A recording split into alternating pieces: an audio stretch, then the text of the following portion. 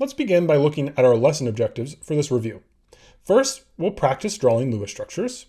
Then we'll practice determining the geometry of these same Lewis structures that we drew. And lastly, we'll practice determining polarity, again, of those same Lewis structures. Well, let's start drawing Lewis structures. I've broken this process down into 4 steps. These aren't exhaustively detailed. If you want the really detailed steps, go back to your notes from the previous lessons. But here's a good summary. We'll count the valence electrons. We'll remember the first atom is usually central, and we'll add single bonds to the other atoms. Then we'll distribute the remaining electrons as lone pairs. I've gone ahead and pulled up a periodic table here to help us count the valence electrons. We need to count them for nitrogen, as well as for hydrogen. Remember, what we do to determine the number of valence electrons is we count how many boxes they are over on the periodic table. So nitrogen's right here, so that means it has 1, 2, 3, 4, 5 valence electrons. So there's 5 valence electrons, and there's just 1 nitrogen. So that gives me 5 from nitrogen. Hydrogen, meanwhile, is just 1 box over. It has just 1 electron. There are, however, 3 hydrogens in ammonia. So that gives us a total of 8 valence electrons, 8 outermost electrons to put into our structure. Now let's try to draw it. So remember, we've counted the valence electrons, and we saw that there are a total of 8 electrons. Then we remember that our central atom is usually the first atom, so that's going to be nitrogen. And then we'll add single bonds to the other atoms. We have 1, 2, 3 hydrogens.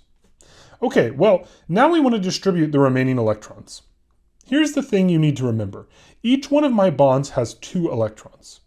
So that means right now I have 2, 4, 6 electrons distributed, with just 1, 2 more to distribute. Remember that hydrogen is happy with 2 electrons. So just to count those electrons again, we have 1, 2, 3, 4, 5, 6, 7, 8 total electrons distributed. And so that means we have our correct structure of ammonia.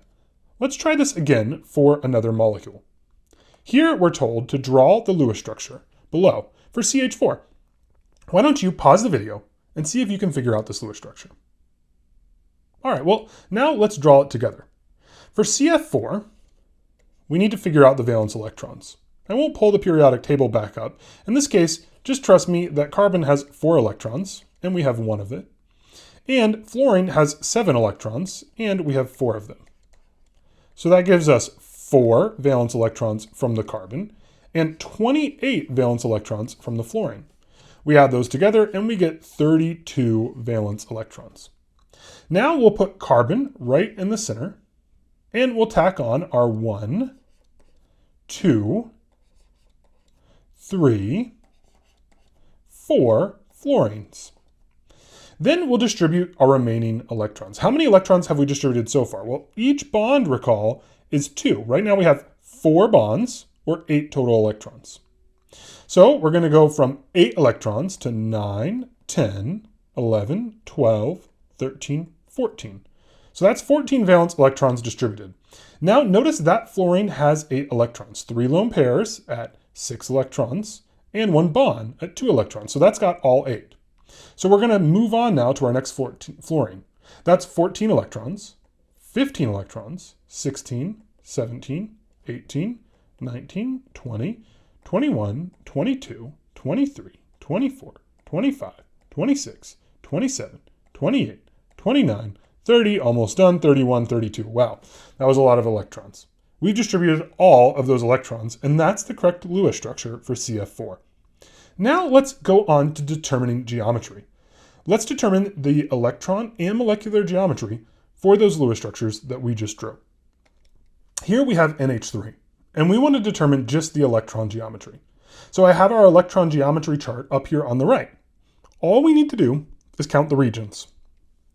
How many regions of electrons do we have around our nitrogen? The lone pair counts as 1 region. This bond is our 2nd region, our 3rd region, and our 4th region.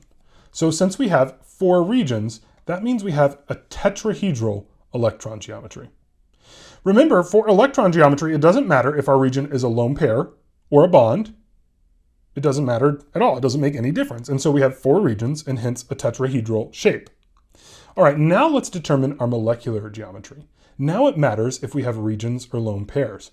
We still have the same 4 regions, so we're going to be in this row. How many lone pairs do we have? We have just 1 lone pair on the central atom.